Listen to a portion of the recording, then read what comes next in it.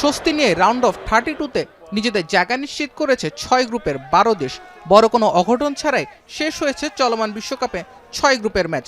বর্ধিত আকারের বিশ্বকাপে নকআউট নিয়ে আছে নানা জটিলতা। ফিফার নতুন নিয়মে 32 দেশের প্রতিপক্ষ নির্ধারণে 495টি আলাদা বিন্যাস সম্ভব। তবে এত সব জটিলতার মাঝে 8 দেশ এরই মাঝে নিশ্চিত হয়েছে নিজেদের প্রতিপক্ষ নিয়ে। সি গ্রুপে শীর্ষস্থানে থেকে নকআউটে গিয়েছে ব্রাজিল। এফ গ্রুপের রানার আপ জাপান তাদের প্রতিপক্ষ। সুইডেনের বিপক্ষে ব্লু সামুরাইদের ড্র নিশ্চিত করেছে ব্রাজিলের ফিক্সচার। আগামী 29 জুন রাত 11টায় যুক্তরাষ্ট্রের হিউস্টন স্টেডিয়ামে এশিয়ান পাওয়ার হাউসের বিপক্ষে নামবে সেলেসাওরা।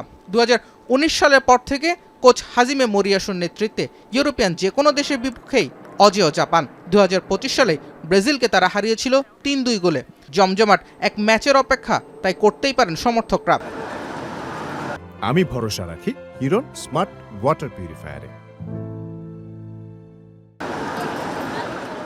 উত্তাপ ছড়াতে পারে 30 জুন সকাল 7টার ম্যাচও, যেখানে ফিফা র্যাঙ্কিংয়ের 7ম স্থানে থাকা মরক্কোর পরীক্ষা নেবে 8-এ থাকা নেদারল্যান্ডস। 2 সেমিফাইনাল প্রত্যাশী দলের একজনের পথ চলা থামবে নকআউটের শুরুতেই। গতিশীল ফুটবলের পসরা দেখা যাবে কানাডার মন্টেরে স্টেডিয়ামে। 3 স্বাগতিকের মাঝে নিজেদের প্রতিপক্ষ জানতে পেরেছে 2 দেশ।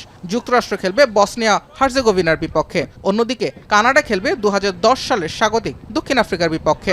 এছাড়া নিজ নিজ ম্যাচের তারিখ জানলেও প্রতিপক্ষের জন্য অপেক্ষা আছে Germany, Argentina, Ivory Coast, Mexico, Australia এবং সুইজারল্যান্ড। জুবায়ের আহমেদ, এখন।